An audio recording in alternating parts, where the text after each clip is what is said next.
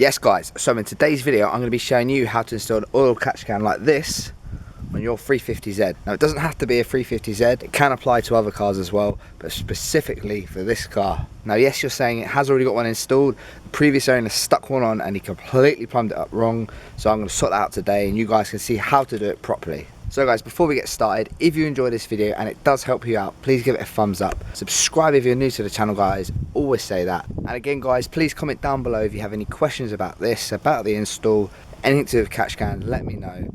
Also let me know what you think of the job, whether you think it's a good idea, whether you think it's worth doing or not. Right guys, with all that being said, let's jump into it. Okay guys, so I'm just going to talk about a bit of the engine bay just so you guys can get an idea. Now if you want to imagine that your engine bay is completely stock, I'll just quickly run through with you what's what. Now apologies for the engine bay, it's absolutely filthy, so that does need a clean, but please excuse it. So originally what you'll have is your intake here, and in the back here you have a hose that comes out and then attaches into your intake. Okay, so this is the right hand side. On the left hand side you have a valve here which connects to a hose, which is this one here, goes into your inlet manifold here. So those two are the main hoses that you want to be looking at.